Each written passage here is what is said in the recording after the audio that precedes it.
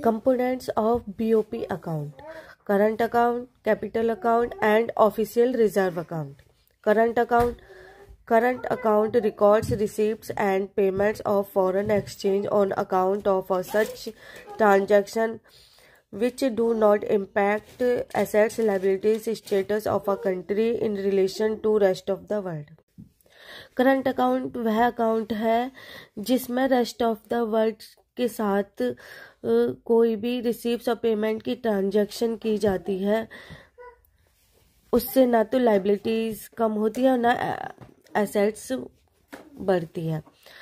उससे मतलब एसेट्स और लाइबिलिटीज पे कोई इफेक्ट नहीं पड़ता, उसे हम करंट अकाउंट कहते हैं।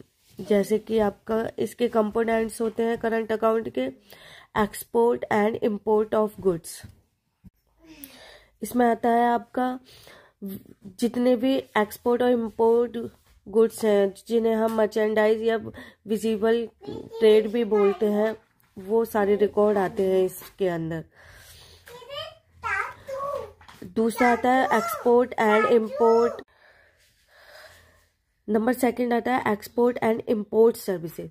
जितने भी आप है ना कोई भी सर्विसेज देते हो, एक्सपोर्ट और इंपोर्ट करते हो किसी भी सर्विसेज का, सर्विस मीन्स जिन्हें हम देख नहीं सकते, ठीक है ना, वो भी आते हैं। जिन्हें जो नॉट टेंजिबल है वो आती हैं इसमें रेस्ट ऑफ द वर्ल्ड के साथ।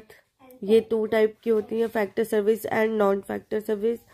फैक्टर सर्विस में आता है आपका factor service are those which lead to factor payments और फैक्टर इनकम। जो फैक्टर इनकम के थ्रू आती हैं उन्हें हम फैक्टर सर्विसेज कहते हैं। जैसे कि investment income, compensation of employees. Investment income includes income on account rent.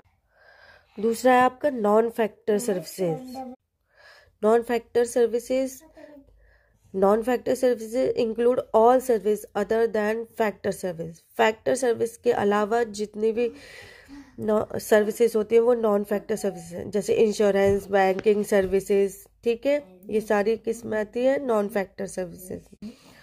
Third है आपका करंट ट्रांसफर्स। करंट ट्रांसफर्स मतलब आपका ट्रांसफर फॉर फ्री, मतलब जो भी गिफ्ट, डोनेशन, जो भी चैरिटी का एक्सपोर्ट इंपोर्ट होता है वो भी आपका करंट अकाउंट में आता है, ठीक है। इसको हम यूनिलेटरल ट्रांसफर भी बोलते हैं, ठीक है। जितने भी हम अब्रॉड के साथ गिफ्ट का एक्सपोर्ट इंपोर्ट करते हैं